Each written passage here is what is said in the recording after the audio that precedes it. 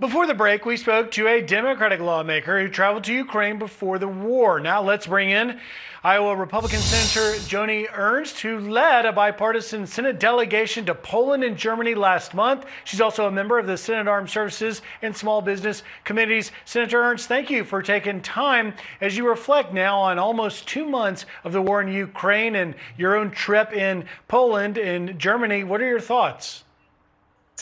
Griff, my thoughts are that we need to ensure that Ukraine wins this war. They are a sovereign nation, and we need to do everything we can to provide them the armaments, the munitions, the platforms necessary to defeat the Russians soundly and get them out of Ukraine. So we've really got to step up our game as the United States of America and ensure that President Zelensky and the Ukrainian military have absolutely everything they need.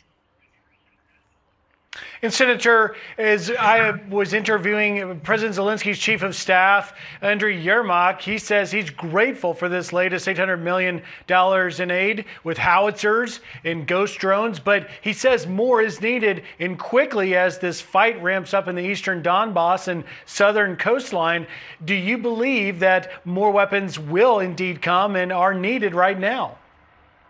They are needed, Griff, and you are hearing the same thing that we are hearing as members of Congress. When I led that bipartisan delegation into Germany and Poland, we heard from Ukrainian civil society leaders, and they are asking for more from the United States. I am grateful that we have been able to provide what we have thus far, but it is absolutely necessary that we up our game and provide what President Zelensky is asking for. They have a plan for all of the different platforms that they have requested. And if we can get those items to them, get them quickly, they have the opportunity to defeat the Russian army. This is the goal, is to make sure that they win and that they win soundly.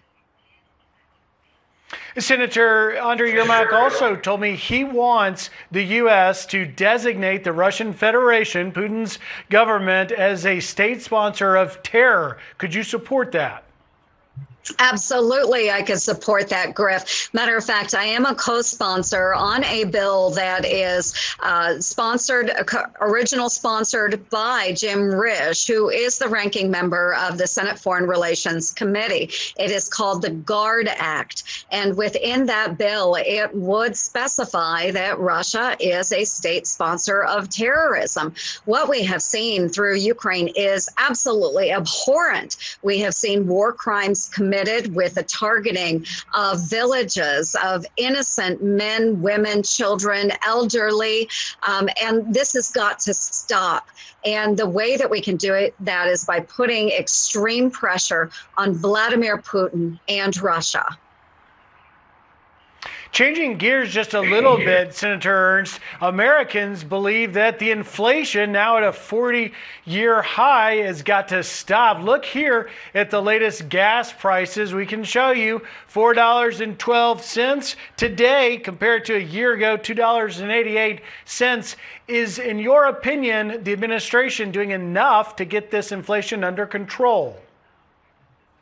Oh, Griff, this is hitting our Iowans and all Americans hard with this 40-year high inflation, gas prices at an all-time high. And no, the president is not doing nearly enough. We should be ramping up American energy production, of course, unleashing innovation across the United States. We have biofuels right here in the Midwest that we should be tapping into and expanding. We should be allowing our oil companies access to other opportunities across the United States. It is about American jobs. It is about American energy resources.